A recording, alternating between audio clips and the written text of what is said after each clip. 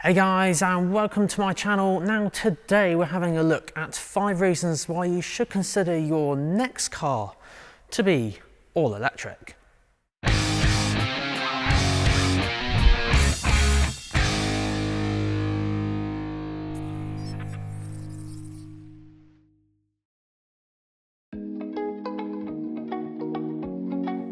So although today's video is on all electric cars, I will be producing a very similar video on plug-in hybrids in the future. So to make sure that you don't miss out, do hit that subscribe button, and that way you can be notified when I do produce and make that video and upload it onto YouTube. So focusing on today's video and diving straight in on all electric cars, where is the UK in terms of its readiness for an all electric future? Well, as of right now, the UK is, in comparison to others, quite a small country. It takes just 3 hours to drive the width of the UK, admittedly at one of its shortest points, but on the other hand, the length from Poole, where I am right now, to Inverness in Scotland is just over 11 hours. In comparison, driving across the state of Texas with stops apparently takes approximately 14 hours, but across the entirety of the USA, well, if you're willing to drive 8 hours a day, that will take you up to 6 whole days. But this is really important because out there are larger countries than the UK, but the challenge remains the same with charging infrastructure and increasing it year on year, ready for each country's own target that they've set. So in the UK, the target has been set for 2030, where all new cars sold must be fully electric. However, there is one slight exception that I have heard. Some plug-in hybrids will be allowed as well, but this hasn't been confirmed by the government just yet. So in November 2021, and a snapshot of the UK right now shows that there are just under 50,000 charging connectors in the UK. And with it growing just under 1,000 per month and fuel prices at an all-time high, is it enough to make you want to switch right now? Still undecided? Well, here's 5 reasons why you should consider one for your next car. Ah yes, now emissions. Now when it comes to an electric car, they of course feature an electric motor. Well, in this case it has dual electric motors. But this is the thing, when compared with an internal combustion engine, or ICE for short, basically, although engine technology has come a long way in improving engine efficiency and increasing MPG and that sort of thing, it still produces greenhouse gases. And more so, you wouldn't want to directly breathe the contents coming out of the exhaust at the back. And long term, that can't be good for us. So that's fine, that removes the emissions for you and me with driving the car, but what about at factory level? The bit that you don't see, the production of the car. Well, Mercedes-Benz have got you covered there as well. So they've actually got their own sustainability section on their website detailing the kind of life cycle of the batteries and how they can be reused after their shelf life. And then also the production of the actual car as well, using recyclable materials and that sort of thing. And of course, Mercedes-Benz just doing their bit for a cleaner world. And I'm sure other manufacturers are jumping on that bandwagon as well. Now, next up on the list is instant torque, and this is a huge thing on electric cars compared to internal combustion engines. Now, sadly, it's a little bit tricky for me to show this off on camera. You'll just literally have to drive an electric car and experience it for yourself. So let's jump in this and see what it's all about.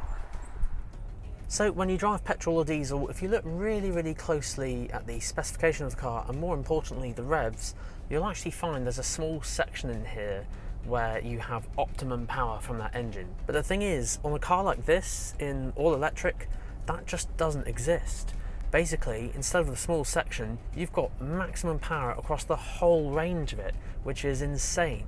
Of course, for overtaking cars or joining a dual carriageway, motorway, I think it's actually safer having that power available. Now, of course, you probably won't use it all the time, but it is nice knowing that it's there just in case you need that extra boost of power.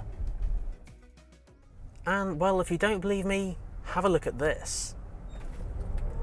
Jeez, that torque on that power, jeez, that's so fast. I want one of these. And speaking of improving experience, because it has a silent start and because there is no engine, the driving experience behind the wheel is just so smooth and so quiet. Even Mercedes-Benz has had to fit double glazed windows to this electric model just to make it quieter, because you'll hear other things like wind noise. Even other electric cars like an EQA, Mercedes-Benz's entry-level all-electric car, is super luxurious and offers a supreme driving experience that, to be honest, no other petrol or diesel can match. And what about one of my absolute favourite things about an electric car that I can't wait to experience when eventually I own one myself? Well, my absolute favourite thing about an all-electric car is the reduced running costs. Now yes, I know the upfront cost is more expensive, but if you work out all the money you put into a car over 2, 3, 4 and even 5 years, it can be significantly cheaper. Now, I've done some kind of maths in advance just because maths isn't my strong suit. So, if we went from here in Poole all the way to Big Ben in London and back, that's a grand total trip of 222 miles. So how much does it cost in petrol, diesel and then all electric? Now, of course, because there are a few variables, I've kind of taken as close to averages as possible. So average MPG for petrol and diesel, and I've taken the current fuel prices as well.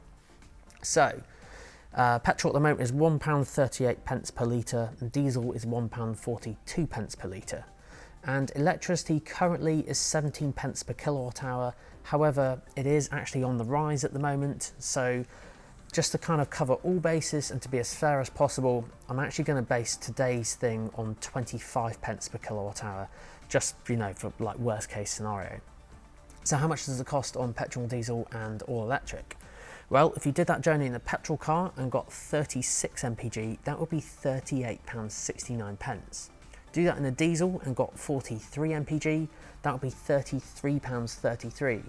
And then finally, the one everyone's been waiting for on all electric, on 25 pence per kilowatt hour, that will cost you £20. That's a saving of £18.69, and I haven't even taken into account the congestion charge for London. So if you added that up as well, there's quite a lot of savings to have with an all-electric car. And then the final one today, guys, is waking up every day with a full charge, or like a full tank of fuel. Wouldn't it be really cool if your petrol or diesel car just kind of fueled itself overnight and then you woke up in the morning with a full tank? That is how all electric works. So just like your smartphone, when you plug it in at night time, it will charge overnight and then in the morning, you're ready for your day ahead. Now, of course, I am completely aware that some of us, like myself, don't have off-road parking or like a driveway or something like that. So we can't utilise that cool feature of all electric cars. So I guess for now, it is a kind of just watch this space to see how the kind of infrastructure of electric rolls out in your particular country. I have seen some interesting concepts though, from electric connectors in lampposts to even a company called GridServe, who are basically like almost taking fuel stations, 2 or 3 of them, gluing them together and then just kind of having a whole row of electric car chargers, fast ones of course, to charge your car as quickly as possible. So loads of these concepts. It is early days, but it is just kind of a watch this space just to see how it unfolds and see how we kind of move toward an all-electric future. For me personally, I can't wait to get an electric car or even a plug-in hybrid. And speaking of those, of course, as I mentioned at the start, I will be producing a video very similar to this on plug-in hybrids. So to make sure that you don't miss out, hit that subscribe button and that way you'll be one of the very first to know when I upload it to YouTube. But for now, thanks so much for watching. Big shout out to Sandown Mercedes-Benz. As always, they provided the many cars you see in today's video. And of course, hit that like button if you liked what you saw. And as usual guys, I'll see you next week.